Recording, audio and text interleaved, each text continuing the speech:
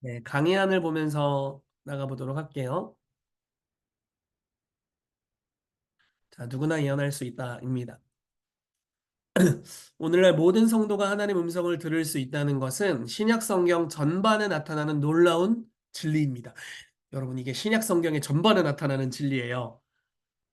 교회에서 하도 못 들어가지고 들으면 이상한 사람처럼 쳐다봐가지고 네, 이게 아닌 줄 알지만 사실 신약 성경에 굉장히 많이 써 있어요. 자, 초대교회에서는요, 당연한 문화였어요. 막 음성 듣는다고 자랑할 게 아니에요. 왜 못 들어? 약간 이런 느낌이에요. 왜냐면 그게 문화적으로 너무 당연했거든요. 하나님 음성 듣는 건 굉장히 당연한 문화였습니다. 그러나 어느 때부터인지 하나님의 음성을 듣는 것은 특별한 소수의 하나님의 사람들만 듣는 전유물로 여겨지고 말았습니다. 네, 이건 잘못된 문화가 오게 된 거예요.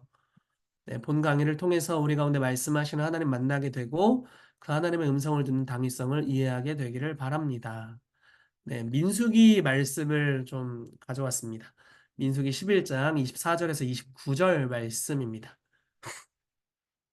모세가 나가서 여호와의 말씀을 백성에게 알리고 백성의 장로 70인을 모아 장막에 둘러세우매 여호와께서 구름 가운데 강림하사 모세에게 말씀하시고 그에게 임한 영을 70 장로에게도 임하게 하시니 영이 임하신 때에 그들이 예언을 하다가 다시는 하지 아니하였더라. 그 기명된 자 중 엘다시라 하는 자와 메다시라 하는 자 두 사람이 진영에 머물고 장막에 나아가지 아니하였으나 그들에게도 영이 임하였으므로 진영에서 예언한지라. 한 소년이 달려와서 모세에게 전하여 이르되 엘답과 메다시 진중에서 예언하나이다 하매 택한 자 중 한 사람 곧 모세를 섬기는 눈의 아들 여호수아가 말하여 이르되 내 주 모세여 그들을 말리소서. 모세가 그에게 이르되 네가 나를 두고 시기하느냐.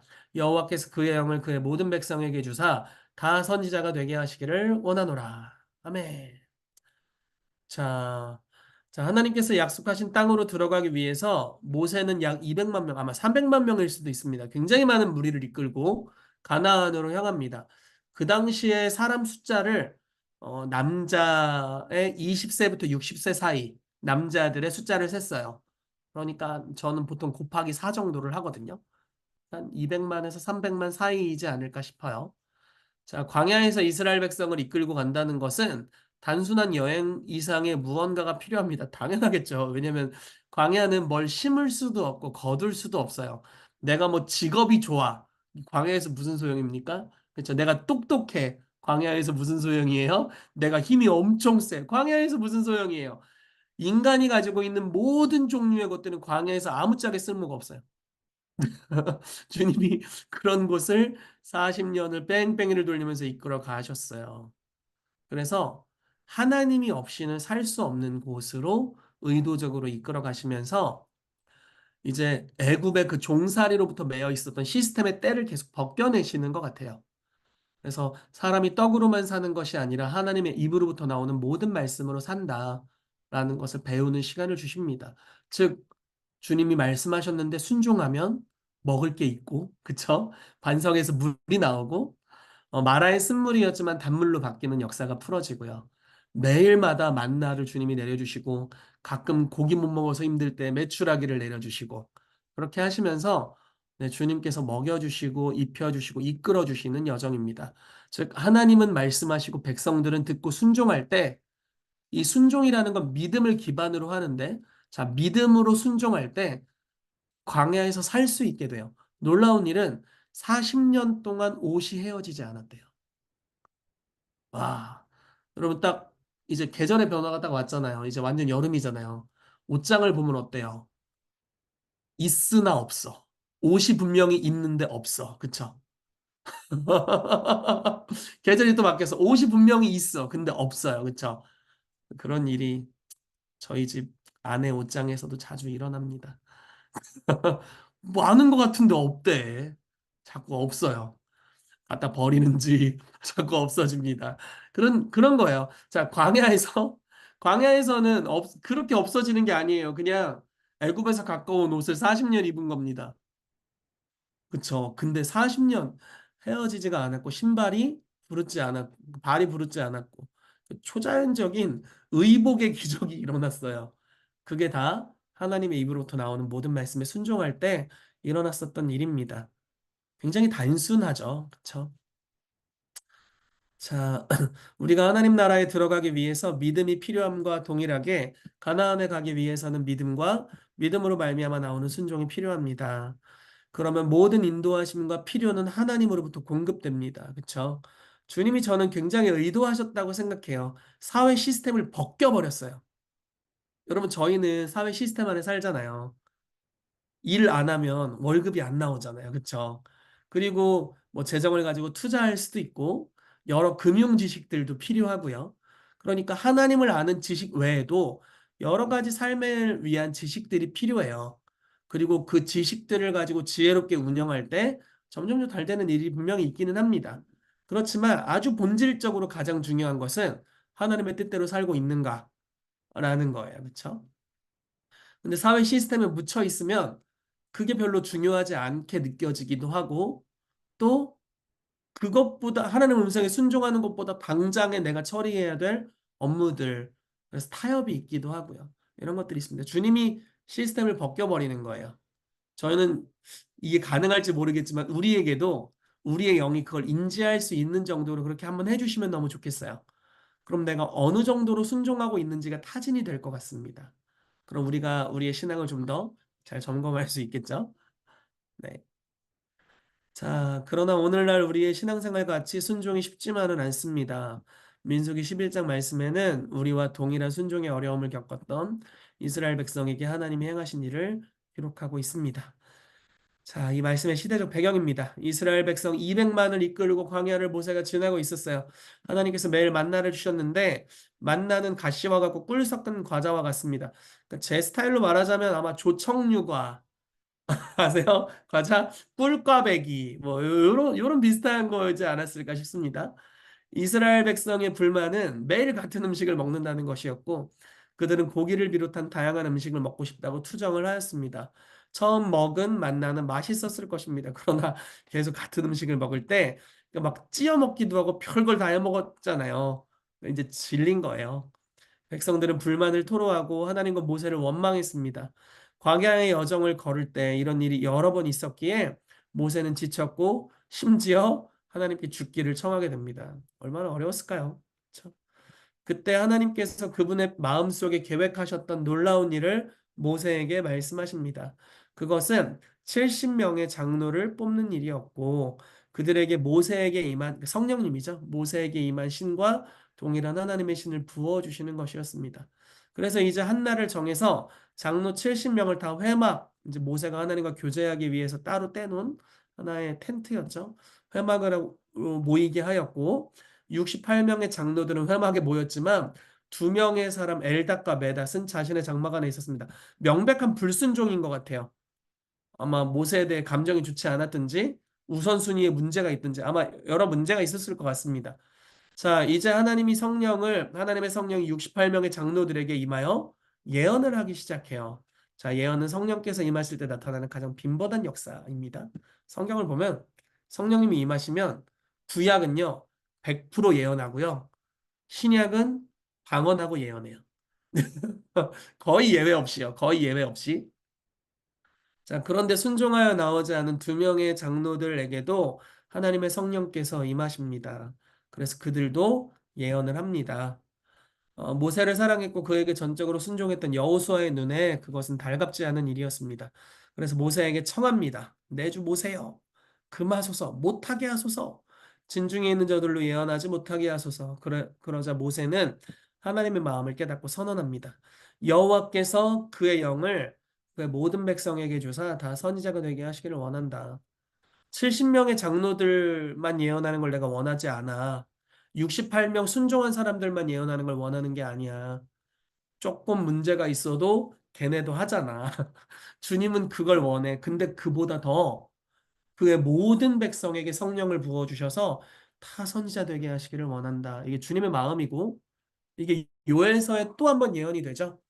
자녀들이 예언할 것이요. 성령이 임하시면 자녀들이 예언하고 청년들이 환상을 보고 노인들이 꿈을 꾸고 남종과 여종이 예언하게 된다라고 이야기합니다. 그러니까 주님의 마음이라고 볼 수 있어요. 자, 안으로부터의 변화 이 부분이 조금 제가 강의안을 만들 때 조금 어렵게 만든 것 같긴 한데, 네, 아무튼 굉장히 중요한 내용이에요. 이 안으로부터의 변화가.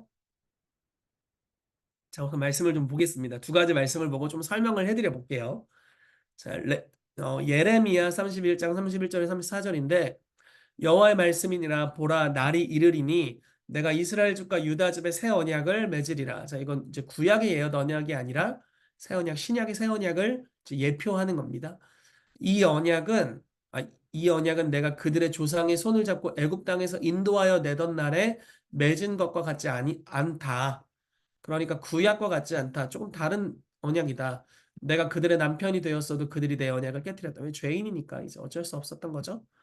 자, 그러나 그날 후에 내가 이스라엘 집과 맺을 언약은 이러하니 곧 내가 나의 법을 그들의 속에 두며 그들의 마음에 기록하여 나는 그들의 하나님이 되고 그들은 내 백성이 될 것이라. 그들이 다시는 각기 이웃과 형제를 가리켜 이르기를 너는 여호와를 알라 하지 아니하리니 이는 작은 자로부터 큰 자까지 다 나를 알기 때문이라. 내가 그들의 악행을 사하고 다시는 그 죄를 기억하지 아니하리라. 여호와의 말씀이니라. 아멘. 제 이야기를 해드리겠습니다. 제가 이제 모태신앙이었고요. 초등학교까지는 별 문제 없이 교회를 참 사랑하고 잘 다녔습니다. 그러다가 중학교에 올라갔는데 이제 친구들과의 관계에서 문제들이 생겼어요. 이제 친한 친구한테 한번 배신당하고 그리고 막 크게 싸우고 이러면서 뭔가 마음의 상실감이 좀 있었던 것 같아요. 괜히 철학자가 되는 나이잖아요. 그만 내가 그래서 인생은 무엇인가 이러면서 뭐 고민을 하는 그런 때였습니다. 때마침 이제 굉장히 이제 친구 관계에 대해서 회의감이 들 때쯤에 제가 전학을 가게 됐고 이제 저도 좀 그런 성향이 있었지만 이제 좀 노는 친구들과 놀게 됐습니다. 네. 그래서 그때가 이제 중학교 2학년이었는데 학교 끝나고 집에까지 걸어오는데 한 15분 정도가 걸렸거든요. 그러면 저희가 항상 모든 공원들을 하나씩 멈춰가지고 친구들이랑 이야기하면서 이렇게 집단적으로 구름을 형성해주고 이러고 다녔던 기억이 있습니다. 네. 그래서 구름을 이제 그곳에서 피워주고 제 친구들이 그렇게 담배를 잘 훔쳤어요. 그래서 함께 구름을 피워서 저희가 이제 그런 시간들을 보냈던 것 같아요. 한 학기 정도를 그렇게 보냈습니다. 그러다가 어느 날은 이제 친구들이랑 그렇게 하고 집에 오는데 마음이 참 공허한 거예요. 근데 갑자기 이런 소리가 내면에서부터 들리더라고요. 희태가 네가 크리스찬인데 그렇게 살아서 되겠어? 이런 소리가 딱 들렸어요.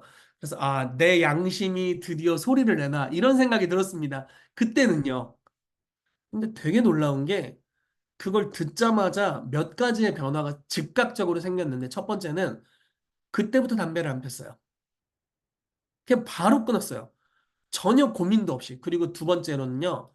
제가 조금 엇나가게 어울렸던 친구들과의 관계는 정리했습니다. 물론 이제 뭐 교제를 안 한다는 건 아니지만 이제 더 이상 그런 일에 어울리지는 않게 됐어요. 세 번째로 하나님을 너무 만나고 싶어졌어요. 이렇게 열매가 있는 걸 보니까 주님의 음성이더라고요. 나중에 알고 보니까. 그래서 저희 형이 그때 고등학생이었고 학생부 임원이어서 형한테 물어봤습니다.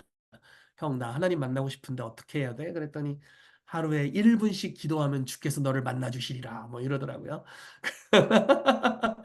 그래서 뭐지? 아무튼 굉장히 열심히 기도했어요. 주님을 만나고 싶었거든요. 그래서 간절히 1분씩 기도했던 기억이 있습니다. 매일마다 신실하게 기도하는 시간들을 가졌어요. 그러다 중학교 3학년이 됐고 이제 여름 수련회를 참여하게 됐어요. 갔는데 뭐 다 생략하고 이제 방언 받는 시간이 있었습니다. 그리고 방언을 받아버렸네? 근데 이제 제가 그때 받았던 방언이 되게 신기했어요. 다른 친구들은 막 영어 발음 같은 방언을 받고 지금 생각하면 약간 러시아 말 같은 방언을 받고 막 이랬는데 중국어 같은 방언을 저는 턱이 떨리는 거예요. 이게 방언인가? 턱이 진짜 너무 덜덜거리는 거야. 이렇게 막 이빨이 부딪힐 정도로 덜덜거리는 거예요. 그래서 이게 방언인가? 옆에 애들은 막 뭔가 언어 같은데. 그래서 한번 음을 실어봤습니다. 이 턱 떨림에 음을 실었더니 아으 아으 아으 아으 이렇게 나오더라고요. 전혀 아름답지가 않았어요. 근데 그 사역을 해주시는 목사님과 간사님들이 이제 방언을 받은 친구들을 일으켜 세웠는데 저를 이렇게 세우시는 거예요. 방언이구나 하고 너무 감격스러웠습니다. 그래서 이제 그때 이제 그게 방언이라고 제가 알게 됐고 그때 성령님의 임재를 처음 경험을 했어요. 임재를 딱 경험을 했는데 어땠냐면 너무 좋다. 두 번째는 아니 첫 번째는 진짜 너무 좋다. 내가 여태까지 경험한 모든 것보다 이게 제일 좋다. 두 번째는 평안하다. 제가 그 원인 모를 두려움이 참 많이 있었거든요. 그러니까 자살하고 싶을 만큼 두려움이 있었어요. 뭐 지금 생각하면 뭐 가계적인 뭐 이런 요소이지 않았을까 싶은데 어쨌든 그게 그 순간 없어졌어요. 너무 평안한 거예요. 그리고 세 번째로는 하나님이 그렇게 하라고 이야기도 안 했는데 제가 주님 너무 좋으니까 주님이랑 가까이 할 수 있는 직업을 좀 골라보겠습니다. 이렇게 결단을 하게 됐어요. 그때 제가 생각했던 건 이제 목사님 아니면 선교사님이었거든요. 물론 지금은 목사님, 선교사님이라고 꼭 임재에 가까이 하는 건 아니라는 걸 이제 깨닫게 되었고, 이제 모든 성도들이 제사장으로 부르심 받았기 때문에 당연히 하나님 임재에 가장 가까이 갈 수 있다는 걸 지금에 이해했지만, 그 당시에는 이제 몰랐습니다. 그래서 주님의 임재를 경험하는 순간, 하나님은 너무 좋은 분이다. 그리고 평안하다. 그리고 내 인생을 주를 위해 바쳐야겠다. 이 세 가지가 그냥 마음에 새겨졌어요. 누가 와서 하나님은 좋은 분이야라고 얘기해 줬다기보다는 뭐 들었죠. 그런 얘기 너무 많이 들었지. 근데 경험하는 순간 내 내면에서부터 변화가 스스로 일어나게 됐어요. 이게 바로 신약 시대의 축복이에요.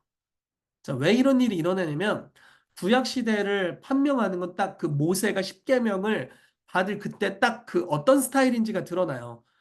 하나님이 자기 영광을 와 이렇게 드러내십니다. 야. 여러분 하나님이 자기 영광을 드러내실 때 사실 좀 제한하세요. 그러니까 뭐 여러 이유가 있을 텐데 뭐 그 중에 하나는 성경은 분명히 개나 돼지에게 진주를 주지 않는다 이렇게 말을 하고 있고요. 하나님의 임재의 가치를 모르는 사람이 임재를 체험하는 건 어렵기 때문에 그래서 아마 그렇게 제한되는 것 같아요. 똑같은 예배를 드려도 어떤 사람은 눈물을 흘리며 은혜 받고 있고 어떤 사람은 졸고 있잖아요. 그러니까 저 사람은 좀 감수성이 예민한가 이거보다는 좀 다른 차원으로 나타나셨다 이렇게 보는 게 맞겠죠. 어떤 사람의 믿음의 수위에 따라서 갈망함의 정도에 따라서 주님의 임재의 수위를 좀 달리하십니다. 근데 구약 시대 한복판에 주님이 주님을 아주 그냥 강력하게 드러내신 것 같아요. 근데 그분의 거룩하심은 죄와 충돌해 버리는 거룩하심이잖아요. 그러니까 이스라엘 백성이 주님의 임재 막 가시적인 임재를 만났어요. 막 먹구름이 가득하고 번개가 치고 영광으로 가득 채워진 그 산에 임하신 주님을 봤는데 너무 무서운 거예요. 그래서 모세에게 이렇게 말합니다. 하나님이 우리에게 직접 말씀하시지 말게 하소서. 당신이 들으시고 들으신 걸 우리에게 전달해 주십시오. 이게 바로 구약의 색깔이에요. 그렇죠? 그래서 몇몇 선지자들이 하나님의 음성을 직접 듣고 만나요. 그리고 그걸 전달을 받습니다. 그게 구약이에요. 만약에 우리가 주일날 담임 목사님이 하는 메시지가 내가 유일하게 듣는 하나님의 음성이라면 약간 구약 스타일?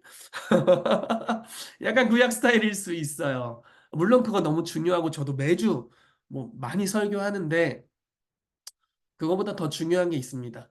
하나님을 직접 만날 수 있다라는 겁니다. 그게 바로 종교개혁을 통해서 주님이 우리에게 회복하신 유업이죠. 만인 제사장이라는 유업이에요. 하나님을 직접 만날 수 있는 유업입니다. 네. 영과 진리로 예배할 때가 이르라니 곧 이때라. 하나님은 영과 진리로 예배하는 자들을 찾으시느니라. 이런 말씀이 있잖아요. 그러니까 우리가 영과 진리로 예배할 때 하나님을 직접 만날 수 있는 역사가 풀어지게 됩니다. 그래서 구약과 신약에 바로 이런 차이가 있게 되죠. 자, 구약 시대의 한계가 바로 이거예요. 직접 만나질 못해요. 누가 얘기해 줘야 돼요. 여호와를 알라. 여호와는 이런 분이다. 그렇군요. 이런 정도예요. 그렇지만 신약은 만나버려요. 만나면 마음에 새겨져요. 주님은 이런 분이구나. 구약의 믿음의 선조들은 이걸 직접 경험했어요. 신약 시대에 있는 은총들을 경험했어요. 예를 들어 하나 들어볼게요. 아브라함을 예로 들어보겠습니다. 어느 날 아브라함은 하나님의 음성을 직접 들었잖아요. 어느 날 하나님이 네 사랑하는 독자 이삭을 내가 지정하는 한 모리아산 한 어디 구퉁이에서 갖다 바쳐라. 뭐 이렇게 말씀하시면 번제로 바치라 이렇게 말씀하세요. 애가 얼마나 이뻤을까 진짜. 제 아들 만으로 5살이거든요. 너무 이뻐.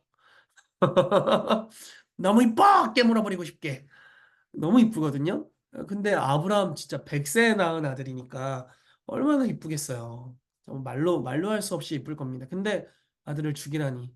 문제는 아브라함이 하나님 음성을 참 잘 듣고 그게 주님이었다는 겁니다. 아들을 죽이라고 한 게 주님이었어요. 그래서 즉각 순종하죠. 3일 길을 다음날 새벽에 떠나버립니다. 분명히 사라한테는 얘기 안 했을 거예요. 쉽지 않았을 거야. 그래서 아마 얘기 안 했을 것 같아요. 어쨌든 떠납니다. 떠나서 3일 길을 걷고 이제 종들을 멈추게 하고 횃불을 들고 칼을 들고 갑니다. 근데 이삭이 물어보죠. 아버지, 다 있는데 재물은 어디 있습니까? 너다 이놈아 너다 뭐 이렇게 안 하고 무슨 말을 하냐면 참 그게 참 신기해요. 위기의 순간 하나님을 경외하지만 무슨 답변을 할지 모를 때가 있잖아요. 하나님을 신뢰하고 경외하지만 무슨 답변을 해야 될지 모르는 그 순간들에 성령님이 참 감동을 주시는 것 같아요.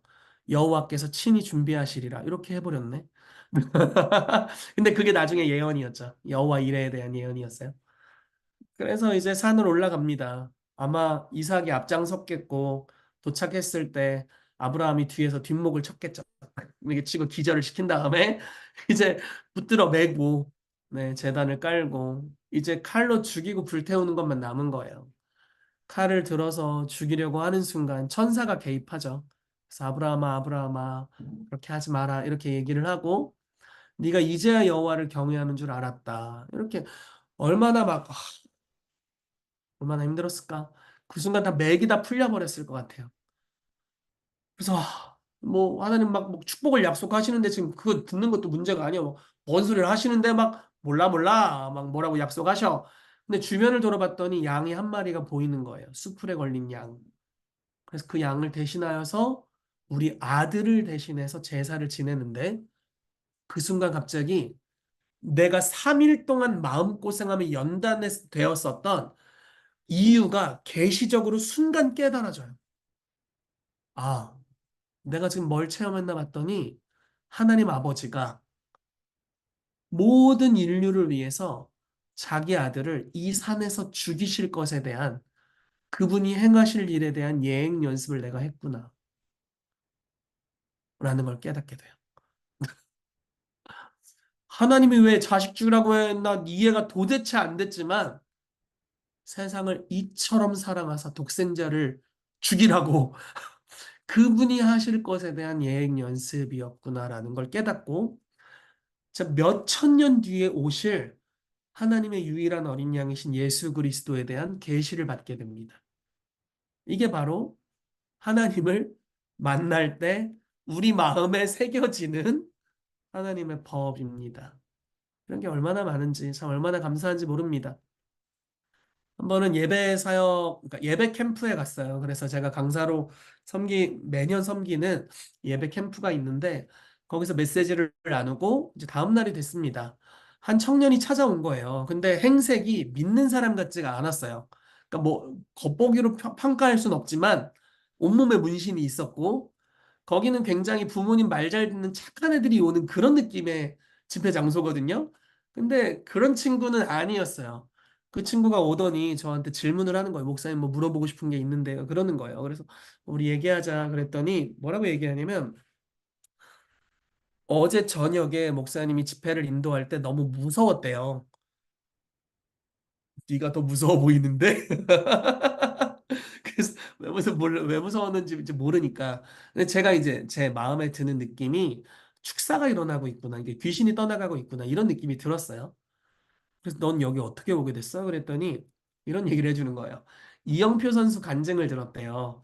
이영표 선수가 이렇게 얘기를 했더래요. 그 귀신이 있는 거 믿지 않냐? 하나님은 얼마나 더 있겠냐? 하나님이 계시다고 합리적인 의심을 해봐라. 뭐 이런 거예요.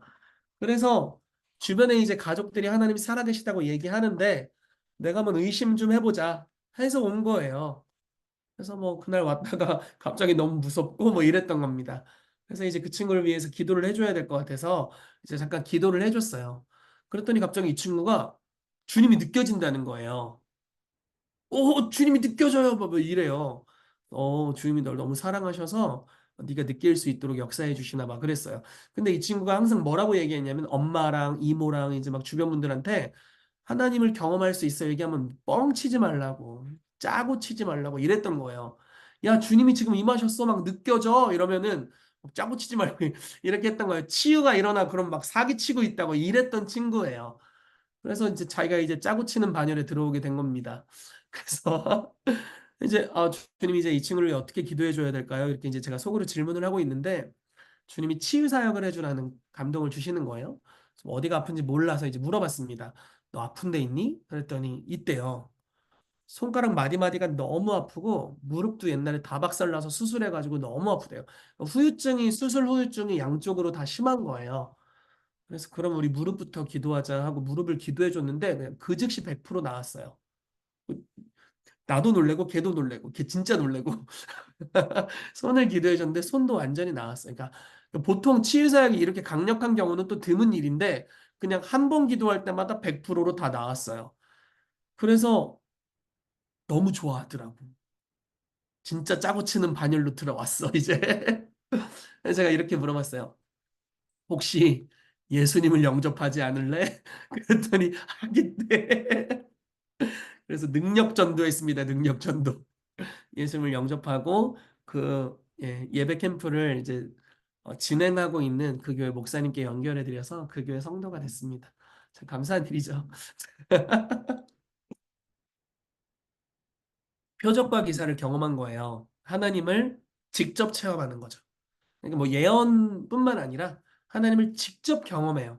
그럼 어떤 일이 벌어지냐면 하나님이 어떤 분인지가 마음에 새겨져요. 그래서 성령의 나타나심과 은사로 복음을 증거하는 게 굉장히 중요합니다. 바울이 고린도전서 2장에 1억 장 3장 장이 생각이 안 납니다. 네, 대략 얘기해 볼게요. 내가 복음을 증거할 때 사람의 말과 지혜로 하려고 하지 않았고 성령의 나타나심과 능력으로 복음을 증거하려 했다. 왜냐하면 너희의 믿음이 사람의 지혜에 있지 않고 하나님의 능력에 두게 하려고 그렇게 했대요. 예를 들어 제가 막 말빨이 막 엄청난 사람이에요. 막 꼬셨어. 말해가지고 말빨로 막 한 명을 꼬셔가지고 전도를 했어요. 그럼 뭐 지구상에 저보다 말빨이 좋은 사람이 얼마나 많겠어요? 더 좋은 다른 종류의 신앙을 가진 사람이 나타나면 그 사람 돌아가겠죠. 그렇죠? 그런데 믿음을 하나님의 능력에 두게 한다는 것은 하나님만이 행하실 수밖에 없는 일을 경험하게 되는 겁니다. 그럼 마음에 메시지가 새겨져요. 하나님은 어떤 분이다. 나를 치유하셨네. 하나님은 나를 치유하시는 분이다. 나의 인생에 관심을 가지고 있었구나. 나에게 많은 관심을 가지고 있는 분이다. 나를 사랑하신다. 이런 메시지들이 새겨지게 되는 겁니다. 이야기 하나 또 해드릴게요. 갑자기 생각나는 이야기가 있는데, 저희 교회 집사님 이야기입니다. 우리 집사님이 이제 세무사이신데, 그러다 보니까 사장님들을 많이 만나잖아요. 한 번은 코로나 기간에 IT 업계 사장님을 만났대요. 저희 집사님은 올해 딱 50이시고, IT 업계 그 당시에 그 사장님은 30대였습니다. 젊은 성공한 사장님이잖아요. IT 업계 젊은 성공한 사장님. 근데 만나서 식사를 하는데 귀에 보청기를 끼고 있더래요. 그래서 이제 우리 교회에서 이런 뭐 예언이나 치유나 초자연적인 사역을 훈련을 받으셨으니까 그게 그냥 보이지가 않는 거예요. 요거를 좀 빼주고 싶다. 이런 이제 열정이 있는 겁니다. 우리 집사님한테. 그래서 식사를 하다가 이렇게 얘기를 했대요. 사장님, 내가 이따가 좀 기도해 줘도 돼요? 이렇게 얘기했는데 사장님이 너무 거부감을 표현하면서 왜 그러는데요? 막 이렇게 했다는 거예요. 그래서 이제 좀 집사님이 나이도 좀 더 있으시고 하니까 능청스럽게 뭐 그냥 잠깐 짧게 해줄게요. 이렇게 능청스럽게 하신 거예요. 그랬더니 어디서 할 건데요? 그래서 뭐 사장님 차에 가서 하지 뭐 이렇게 이제 한 거예요. 그래서 이제 식사를 다 하고 그 사장님 차로 갔어요. 근데 막 가는데 너무 긴장이 된다고 하면서 저희 집사님한테 사장님 먼저 차에 좀 타 있으라고 나 좀 담배 좀 피고 들어가겠다 해가지고 줄담배를 긴장이 너무 돼가지고 줄담배를 피고 들어왔대요. 그래서 이제 기도를 진짜 해주는 거잖아요. 손을 얹고 기도를 해주는데 갑자기 예언을 해야겠다는 마음이 들면서 그러니까 누구나 할 수 있는 예언이에요. 주님, 우리 사장님을 초부터 택하셔서 사랑하셔서 감사합니다. 그래서 예언이잖아요, 예언. 누구나 할 수 있는 아주 성경적인 태초부터 사랑하셨지 뭐. 그러니까 그렇게 이제 하는 거예요. 그러다가 갑자기 환상이 보인 겁니다.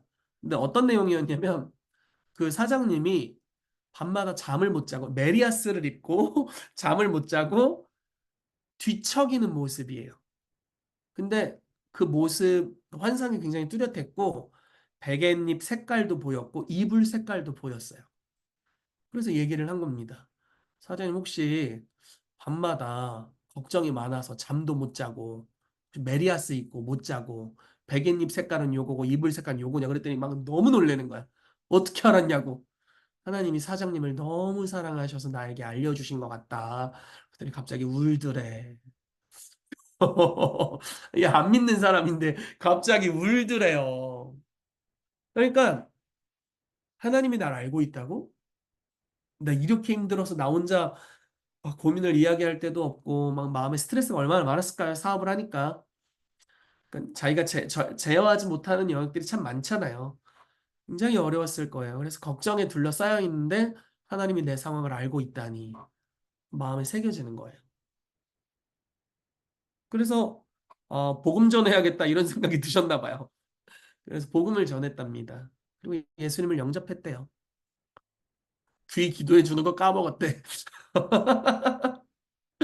그리고 나서 그 이후에 두 번 정도를 더 만나서 교제했는데 보청기를 뗐대요. 네. 감사하죠? 영혼도 구원받고 보청기도 떼고 놀라운 일이 일어났습니다. 네. 하나님을 직접 체험하면 내면에서부터 변화가 일어나게 돼요. 여러분 이런 경험이 예언을 통해서 있게 됩니다. 왜냐하면 예언은 하나님 음성을 직접 듣는 거잖아요. 네, 직접 들을 때 이런 은혜가 있습니다. 자, 에스겔 36장 같은 맥락의 말씀이니까 여러분들 보시면 될 것 같고요. 자, 내용을 모든 육체 위에 부어주리니 이 부분을 보도록 하겠습니다. 자, 요엘서 2장과 사도행전 2장은 거의 내용이 같잖아요. 그렇죠? 요엘서 2장의 내용이 사도행전 2장에서 성취되었습니다. 그래서 내용이 거의 같아요. 둘 다 읽어드리겠습니다. 그 후에 내가 내 영을 만민에게 부어주리니 너희 자녀들이 장래일을 말할 것이며 너희 늙은이는 꿈을 꾸며 너희 젊은이는 이상을 볼 것이며 그때 내가 또 내 영을 남중과 여종에게 부어줄 것이며 자 성령님을 모든 만민 위에 부어준다고 말하고 있고요. 자녀들이 장래일을 말하고 늙은이는 꿈을 꾸고 젊은이는 이상을 본다. 이게 다 예언에 대한 거잖아요. 그렇죠? 장래일을 말하는 건 예언이고 꿈도 예언의 통로이고요. 이상을 보는 것도 예언의 통로입니다. 자, 성령을 부어줄 것에 대한 약속인데 사도행전 2장 17절 18절 가면 거의 같은 내용이 좀 더 자세하게 표현되어 있습니다. 하나님이 말씀하시기를 말세에 내가 내 영을 모든 육체 위에 부어주리니 그러니까 말세는 성령님이 임하실 때부터 말세예요. 네. 자, 내 영을 모든 육체에 부어주니 너희 자녀들이 예언하고 젊은이는 환상을 보고 늙은이는 꿈을 꾸리라. 내가 내 영을 남중과 여종에게 부어주리니 그들이 예언할 것이요. 그러니까 어떤 강사님이 이렇게 표현하더라고요. 남자인분 손들어 보라고 막 손들었어요. 여자인분 손들어 보라고 막 손들었어요. 그럼 이렇게 잡아보라고. 아, 육체를 가지고 있구나. 이 육체를 가지고 있는 거예요. 잡히니까 아, 그럼 예언할 수 있다. 이렇게 얘기하시더라고. 성령이 임한 모든 육체는 예언할 수 있다고요. 네. 자녀 예언할 수 있고요. 젊은이 예언할 수 있고 늙은이 예언할 수 있다. 남자 여자 예언할 수 있다. 그러니까 남녀 노소 성령이 임하면 다 예언할 수 있다. 어떻게 하면 성령님이 임하시나요? 예수 그리스도를 영접하면 성령님이 임하십니다. 모든 크리스찬이 다 예언할 수 있다는 이야기를 하는 거죠. 너무 뚜렷하죠. 자, 오순절을 시작으로 하나님께서는 그분의 성령을 인류에게 부어주시기 시작하셨습니다. 그리고 성령이 임하심의 표징 중 대표적인 것은 하나님과 소통하게 되는 것, 즉 하나님을 듣게 되는 것이었습니다. 성령이 임하시자 이스라엘의 70 장로는 예언하였고 사울 왕도 예언했고 에베소 교인들은 바울의 안수 후 예언도 하고 방언도 하였습니다. 바울은 고린도전서 14장 1절에서 특별히 예언을 하려고 하라라고 하였고 같은 장 31절에서 너희는 다 모든 사람으로 배우게 하고 권면을 받게 하기 위하여 하나씩 하나씩 예언할 수 있느니라 이렇게 이야기했어요. 자, 이거를 조금 생략해서 읽어볼게요. 너희는 다 예언할 수 있느니라. 이게 정답이에요. 너희는 다 예언할 수 있다. 특별히 예언을 하려고 하라. 그렇죠? 방언을 하라고도 이야기하거든요. 근데 특별히 예언을 하려고 하래요. 이게 다 되니까 하라는 겁니다. 그리고 참 이렇게 좋은 것 중에 하나는요. 예언이 열리면 다른 은사들이 금방 열려요. 되게 쉽게요. 이거 나중에 저희 여기 강의에 없는 것 같은데 아무튼 나중에 이걸 좀 더 나눌 수 있는 기회가 있게 되길 바랄게요. 예언이 열리면 다른 은사들이 너무 쉽게 열려요. 그래서 저는 되게 쉬웠어요. 그 나중에 은사들을 접근하는 게 좀 쉬워졌어요. 왜냐면 이게 하나가 열리면 그게 다른 걸 물고 오고 또 그게 열리면 또 다음 게 열리고 이런 방식으로 뭔가 톱니바퀴가 돌아간다. 우리 식으로 말하면 아다리가 맞아서 돌아간다. 이런 느낌이 있습니다. 그래서 이게 같이 돌게 돼요. 그래서 예언으로부터 시작해서 많은 은사들이 쉽게 활성화가 됩니다. 또한 예수님께서는 요한복음 10장 27절에서 내 양은 내 음성을 듣는다. 이렇게 말합니다. 음성 듣는 게 당연하죠. 네, 너무 당연합니다. 자, 성령이 임하시면 우리 안에 계신 성령과 소통하게 되는 것은 당연한 결과입니다. 음성을 들었던 사건들이 뭐가 있을까요? 빌립이 사마리아의 복음을 증거하다가 갑자기 성령님이 광야로 가라고 하십니다. 그렇죠? 음성을 들었죠? 사도행전 9장에 보면은 사울이 눈 멀었을 때 음성을 들어요. 신기하죠? 대적하고 있는 주제에 주님을 대적하는 주제에 주의 음성을 듣다니. 자, 그리고 넘어져서 눈이 먼 상태로 어느 집에 가서 요양하면서 금식하고 있었어요. 근데 하나님이 아나니아라는 한 평신도라고 해볼게요. 한 성도를 부르십니다. 아나니아야, 아나니아야. 주여 내가 여기 있습니다. 저기 어디 가면은 어느 집 주소를 알려주시면서 그 집에 가면 5 사람 사울이 지금 금식하며 기도하는 중인데 눈이 멀어 있다. 가서 눈뜨게 해주고 성령 충만받게 해주고 그의 부르심 원투 쓰리를 예언해줘라. 이렇게 얘기합니다. 너무 디테일하죠? 오늘날 우리 내비게이션도 없잖아요. 오늘날 우리로 말하면 대전광역시 유성구 반성로 80 반석더샵 아파트 백사동 1702호로 가서 눈먼 희태기에게 예언해주고 그의 부르심을 예언해줘라. 뭐 이런 내용입니다. 굉장히 자세하게 알려주신 거예요. 근데 더 신기한 건 아나니아가 주님 맞아요? 뭐 이런 얘기 안 하고 주님 사울이 좀 악명 높은 사람인데 가도 되겠습니까? 뭐 이런 걸 질문한단 말이에요. 그러니까 듣는 게 좀 익숙했다는 거예요. 이게 막 세상 태어나서 처음 들어봐 이게 아니라 굉장히 빈번하게 들었다는 거예요. 굉장히 디테일하게 듣잖아요. 그러니까 초대교회에 이런 일들이 다반사로 있었다. 바울이 복음을 증거하려고 아시아로 복음을 증거하려고 계속 노력하는데 예수의 영이 막더래요. 주님은 저를 막으신 적이 없어요. 전도하라고 하시지.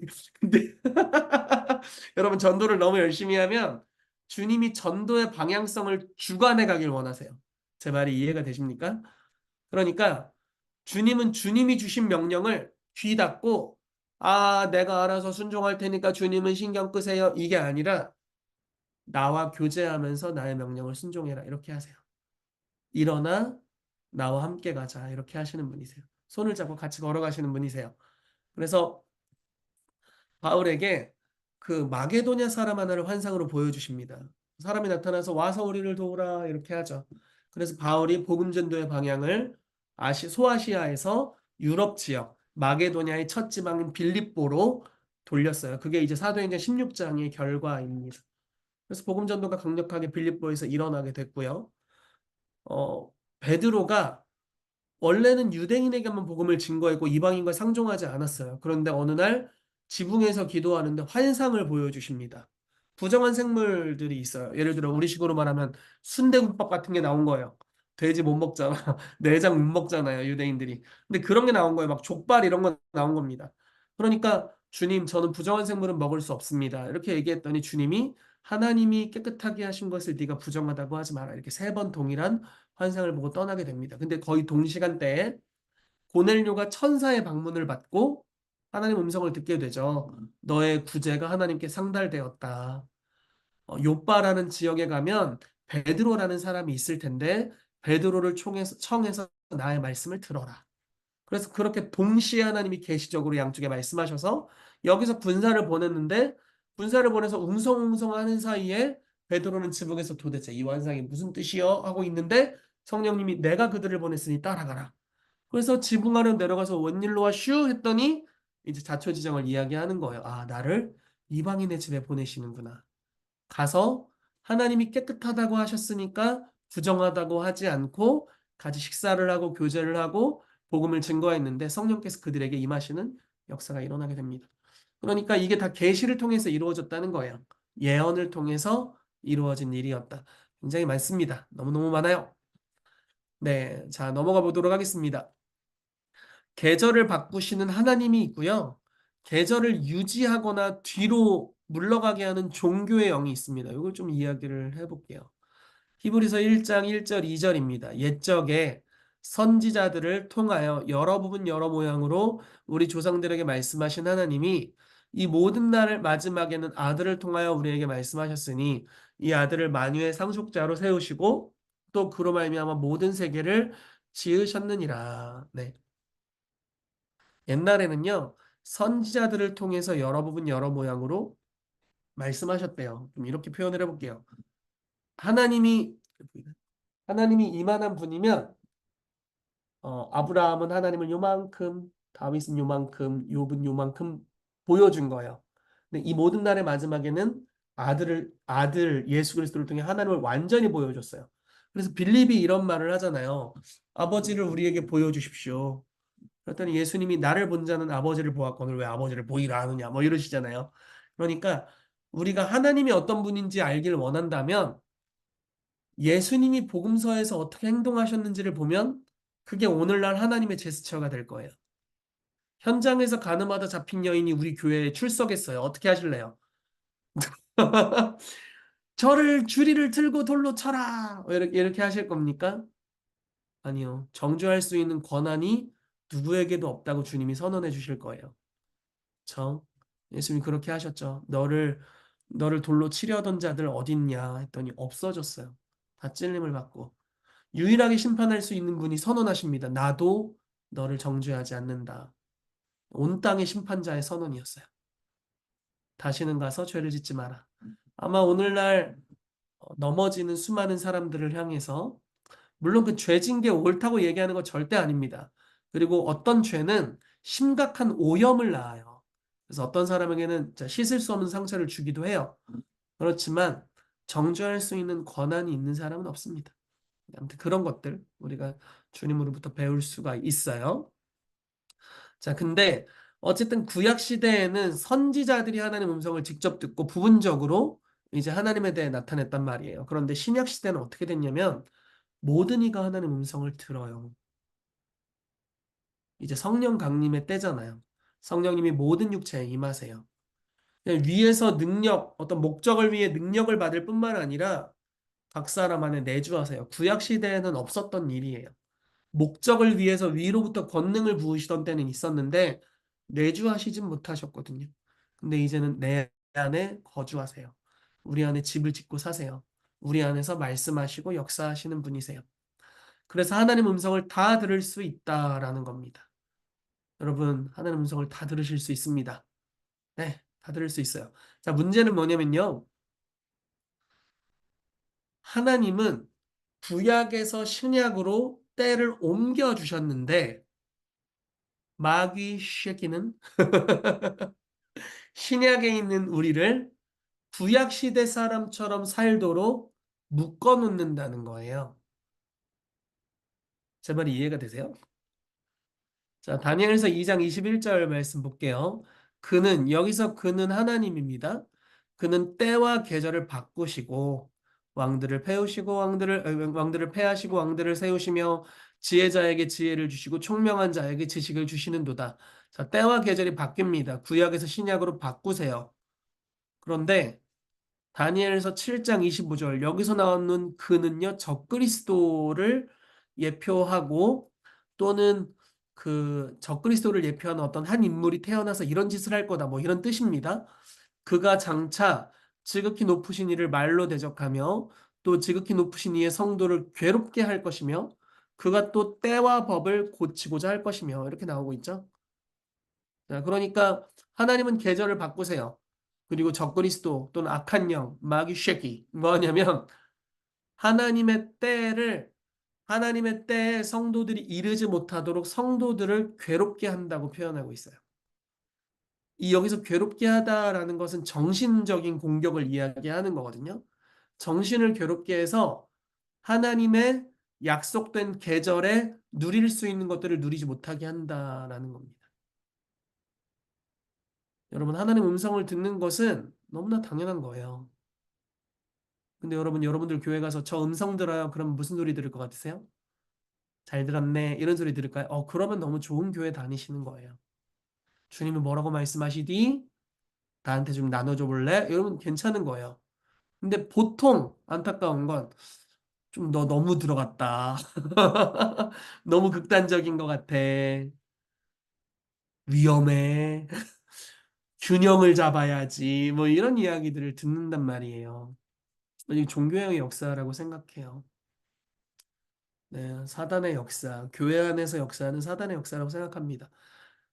예언하는 정도가 우리에게 주어진 게 아니에요. 여러분, 저와 여러분들은요, 주님이 하신 모든 일을 할 수 있어요. 요한복음 14장 12절 말씀에 나를 믿는 자는 내가 하는 일을 하고 이보다 더 큰 일도 하리라. 왜냐? 내가 아버지께 가기 때문이다. 아버지께 가면 뭐 하세요? 그 요한복음 14장부터 16장까지는 성령님에 관해서 무지하게 많이 말씀하셨어요. 아버지께로 가면 성령을 부어주시겠다는 겁니다. 성령이 임하시면 뭘 한다고요? 예언한다고요. 그러니까 자, 하나님이 나사렛 예수에게 성령과 능력을 기름 붓듯 하셨음에 아까 제가 말씀드렸죠? 사도행전 10장 38절 그가 두루 다니시며 착한 일을 행하시고 마귀에게 눌린 모든 자를 고치셨으니 이는 하나님이 함께 하셨습니다. 이렇게 말씀합니다. 예수님이 두루 다니며 착한 일을 행하고 마귀에 눌린 자를 다 고쳤대요. 근데 우리가 주님을 믿으면 그런 일을 할 수 있게 될 거래요. 근데 주님이 어떤 조건으로 그걸 하셨을까? 그냥 하나님이기 때문에 그럼 우리가 예수님 닮을 수 없죠. 예수님 하나님이고 우리는 인간이니까요. 그렇죠? 그렇지만 빌립보서 2장 말씀에 이런 말씀이 있습니다. 그는 근본 하나님의 본체시지만 하나님과 동등됨을 취할 것으로 여기지 아니하시고 도리어 종의 형체를 가져 사람들과 같이 되셨다. 이렇게 말씀하죠. 그리고 죽기까지 묵종하셨대요. 그러니까 우리와 동일 조건으로 육체를 입은 자로 오셨어요. 히브리서 말씀에는 이거를 이렇게 표현합니다. 우리를 형제라고 부르기를 부끄러워하지 않으셨다. 이렇게 얘기해요. 왜냐면 동일한 근본을 가지고 있는 자들이기 때문에 그런 거예요. 그래서 육체를 입으시고 우리랑 동일 조건이에요. 단지 성령의 성령과 능력을 기름 붓듯함을 받으셔서 즉 성령 충만을 받으셔서 마귀에게 눌린 모든 자를 고쳤대요. 자, 조건이 굉장히 단순해요. 성령 충만이에요. 성령 충만하면 성령님의 인도하심을 받고 성령님으로 가득 채워져 있다면 예수님이 하신 일을 할 수 있게 될 겁니다. 그보다 못한 비전을 그보다 못한 유업을 성도의 유업이라고 하는 모든 종류의 것은 거짓입니다. 마귀로부터 오는 거예요. 그렇죠? 우리가 깨닫지 못하면 받지 못해요. 다르게 좀 설명을 해볼게요. 이게 너무 중요한 영역인 것 같은데 고린도전서 2장에는 이런 말씀이 있어요. 하나님이 자기를 사랑하는 자들을 위하여 예비하신 많은 것이 있다. 여러분 주님 사랑하시죠? 네, 저도 주님 무지하게 많이 사랑합니다. 근데 저를 위해 저 같은 사람들을 위해 우리처럼 하나님을 사랑하는 자들을 위해 주님이 예비하신 많은 게 있대요. 굉장히 좋은 걸 거예요. 근데 문제는 뭐냐면 귀로 듣지 못하고 눈으로 보지 못하고 마음으로 생각할 수 없다. 깨달을 수 없다. 여러분, 주님의 모든 약속은요, 믿어야 받을 수 있어요. 그쵸? 눈으로 보든지 귀로 듣든지 마음으로 깨달아가지고 믿어야 받을 수 있다고요. 근데 문제는 우리의 인간적인 지식으로는 거기 접근할 수가 없습니다. 자, 그래서 어떻게 하셨냐면 성령을 보내주셨대요. 이는 하나님이 은혜로 예비하신 것들을 알게 하기 위해서. 성령이 임하시면 우리가 무엇을 받았는지를 알게 될 거래요. 로마서 8장 말씀에 우리는 성령님이 우리 안에 계셔서 함께 아빠, 아버지라고 부르짖게 하셨다. 자녀이면 또한 상속자요, 그리스도와 함께한 상속자다. 이렇게 표현하고 있습니다. 자, 성령님이 우리 안에 계셔서 우리의 유업에 대해서 이야기해 주실 거래요. 네가 무엇을 받은 자인지, 무엇을 누릴 수 있는지를 이야기해 주실 거래요. 예수 그리스도를 믿으면 그분이 2000년 전에 대가 지불을 한 것을 믿는 그 순간 그때 받게 됩니다. 2000년 전에 지불되었지만 지금 받지 못했어요. 근데 믿는 그 순간 받게 돼요. 제 말이 이해되시나요?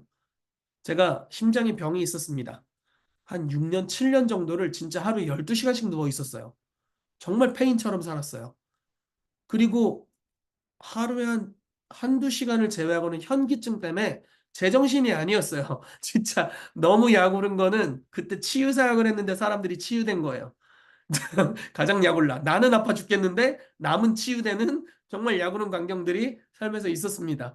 그래서 제가 20대 초반부터 후반까지가 맨날 심장을 부여잡고 살았어요. 저는 내심 이렇게 생각했어요. 나는 욥처럼 의롭게 살진 않았지만 욥과 같은 케이스일 수 있어.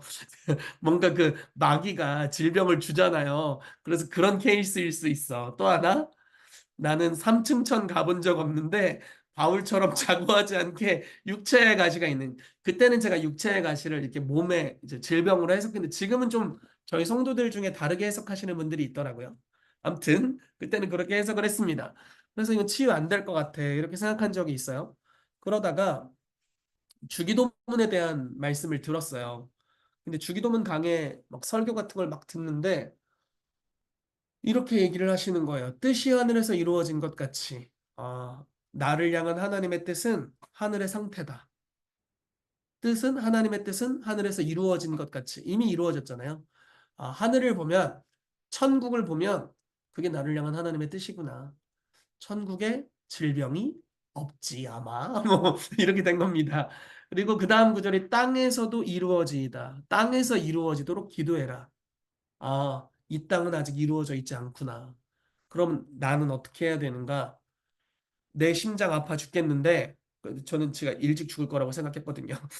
아파 죽겠는데, 이거를 가만히 내비두는 게 주의 뜻이 아니라, 이 상태로 만족하며 사는 게 주의 뜻이 아니라, 천국의 상태를 내 몸에 가져오는 게 주님의 뜻이구나. 그래서 기도했어요. 깨달음이 왔고 기도했습니다. 치유됐을까요? 바로 치유가 안 되더라고. 그래서 너무 아파. 어느 날은 수업을 듣는데 그 대학원 다닐 때였던 것 같아요. 숨을 막 너무 아픈 거예요. 그래서 와, 쓰러지겠다 싶어가지고 그냥 나왔어요. 수업을 안 듣고. 제 차로 갔습니다. 시트를 제쳐놓고 누워가지고 주님 살려주십시오. 진짜 너무 아픕니다. 그렇게 기도를 하는데 손이 뜨끈뜨끈해지더라고요. 이게 우리가 경험상 기름 부으심이구나 이렇게 알았어요. 그리고 손을 얹는데 한 2, 3분 있으니까 그 손에 뜨끈뜨끈한 게 심장으로 쑥 들어가는 게 느껴졌어요. 그리고 나았어요. 지금 네, 이제 한 15년이 된 것 같아요.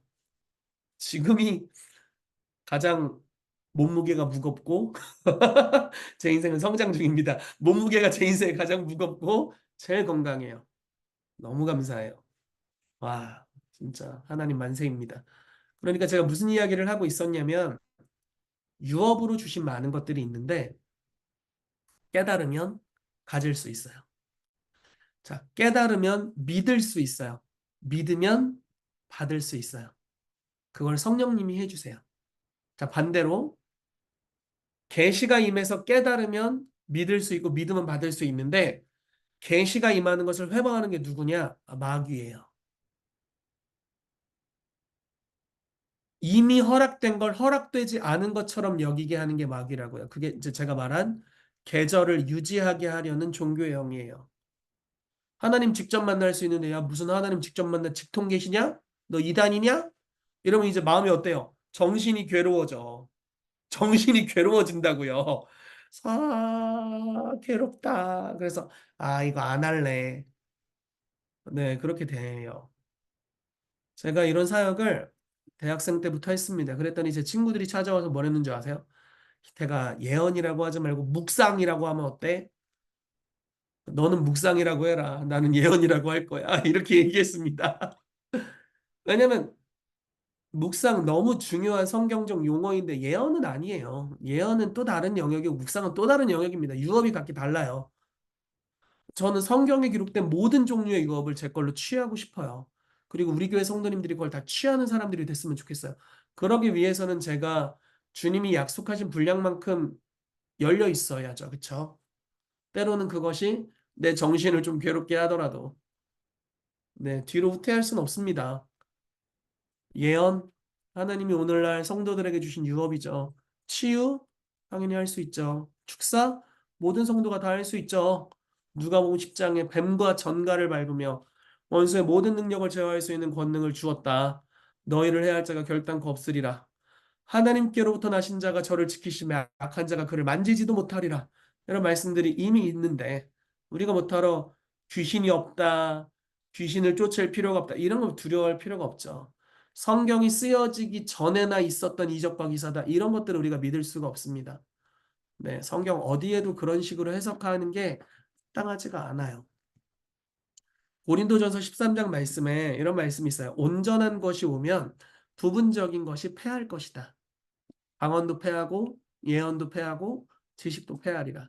이 온전한 것을 어떻게 해석하느냐에 따라 오늘날 은사 사역을 어떻게 볼 것인가가 결정되는데 이 온전한 것은 성경의 완성이 아니에요. 이 온전한 것은 그리스도의 재림입니다. 여러분 예언 되게 부분적이에요. 우리가 처음에 예언을 배우기 전에 예언을 모를 때는 이렇게 얘기해요. 내가 듣기만 해봐. 끝났어 내 인생. 다 알아맞혀. 어디 땅 살지 막 다 알아맞혀. 막 어디 투자하면 좋을지 내가 다 알아맞출 거야. 이렇게 생각한다고요. 근데 해보세요. 안 되지. 다 안 알려주세요. 그쵸? 왜냐면 예언은 부분적이니까 우리는 예언으로 살도록 부르심 받지 않았어요. 의인은 오직 믿음으로 살도록 부르심 받았죠. 믿음으로 산다는 건 다 몰라도 하나님을 신뢰하고 살아라 이런 이야기입니다. 네. 몰라도 신뢰하고 사는 거예요. 부분적으로 알려주시죠. 주님이 요셉에게 자기의 여정을 다 알려줬다면 절대 아버지의 심부름을 가지 않았을 겁니다. 다윗이 자기 인생에 일어날 환란을 알았더라면 절대 사무엘이 왔을 때 가지 않았을 거예요. 도망갔을 거예요. 때로는 모르는 게 약입니다. 그냥 믿음으로 사는 거예요. 주님이 알려줄 걸 알려주실 거예요. 뭔 얘기하다 많이 샜는데 자 어쨌든 여러분 하나님이 허락하신 많은 유업이 있습니다. 초대교회에는 그것이 굉장히 활성적으로 풀어져 있었고 오늘날의 교회는 안타깝게도 많은 것들이 제한되어 있습니다. 어디를 선택할지 결정해야 돼요. 초대교회 성도같이 살 건지 그냥 벙어리 3년, 쥐머거리 3년, 장님 3년 옛날에 시댁살이를 이렇게 얘기했는데 네 그렇게 살 건지 결정해야 돼요. 네 저는 모든 유업을 얻는 대로 갈 겁니다. 아마 여기 오신 분들은 그래서 여기 오셨을 거라고 믿고요. 저희가 이 여정을 같이 거치면서 이 뭐 여러 가지 유업이 있지만 특별히 예언이라는 유업에 대해서 그리스도 안에서 여러분들이 다시 재고해 보게 되고 또 여러분들이 실제로 받게 되고 활성화하게 되는 그런 은혜가 있게 되시기를 예수 그리스도 이름으로 축복합니다. 네. 네. 자, 마지막 초대교회 역사입니다. 자, 우리가 알고 있는 것과 같이 초대교회에서 하나님의 음성을 듣는 것은 당연한 일이었습니다. 사도 베드로는 보자기 환상을 통해 고넬료 과정을 전도했죠. 바울은 아나니아라는 무명의 성도를 통해서 이방인 사도로서의 부르심에 대해 듣게 됩니다. 빌립은 집사였지만 성령의 음성을 듣고 인도하심을 받아 광야에서 에디오피아 내시를 전도합니다. 바울은 환상을 통해서 마게도냐의 복음을 전하라는 음성을 듣고 아시아로 전하던 복음의 방향을 유럽으로 전환합니다. 빌립의 네 딸은 예언하는 딸이었고요. 바울과 함께 사역했던 실라도 예언하는 자, 뭐 선지자라고 기록돼 있어요. 사도행전 15장에 보면 실라도 선지자다 이렇게 표현되어 있습니다. 자, 고린도 교회는 예언하는 교회였어요. 그렇죠. 교회가 예언했어요. 데살로니가 교회도 예언하는 교회였습니다. 예언을 멸시하지 말라는 명령을 듣게 되죠. 안디옥 교회 지도자들은 성령의 음성을 듣고 바울과 바나바를 선지자로 파송해요. 요한은 성령이 교회들에게 하시는 음성을 대언했습니다. 이제 여러분들도 하세요. 이제 우리가 할 차례입니다. 자, 이처럼 초대교회는 하나님의 음성을 듣는 것이 당연한 문화였고 또 그 가운데 성숙하게 자라날 것에 대한 권고들이 성경 곳곳에 있습니다.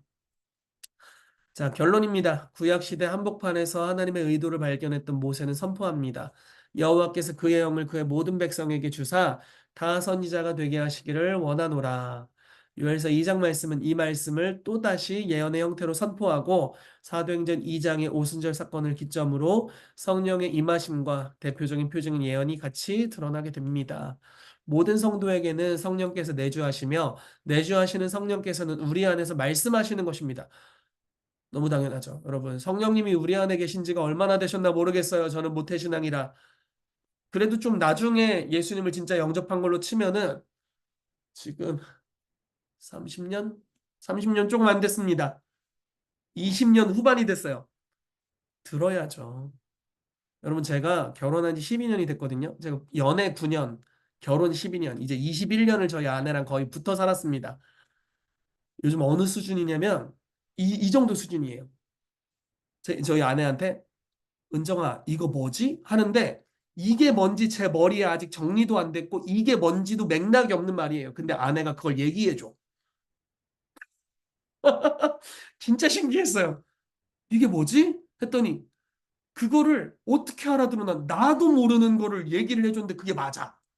이게 부부관계입니다, 여러분. 육체를 가지고 있는 아내와 21년을 살았는데 이 정도예요. 하나님이랑 부부라며. 그리스도의 신부라며. 옆에 있는 게 아니라 안에 계시다며 왜 못 알아들어요? 말도 안 되죠. 여러분 저 고양이를 제가 11년째 키우고 있어요. 우리 집 고양이 두 마리가 집거에 살고 있는데 11년을 키워 야옹 소리만 들어도 저는 메시지를 정확하게 알아들어요. 밥 달라는 거구나. 쓰다듬어 달라는 거구나. 싫다는 거구나. 좋다는 그냥 100%예요. 100%. 11년 살았잖아요. 하나님 몇 년째야. 당연히 알아들어야 되는 거예요. 그러니까 모른다고 생각하니까 계속 눈이 다치고 귀가 다친 겁니다. 우리 마음에 깨닫지 못한 거예요. 근데 이제는 들어야 돼요. 어떻게 듣는지를 깨닫고 그분의 소통하시는 방법을 깨달으면 이제 당연히 듣게 될 거예요.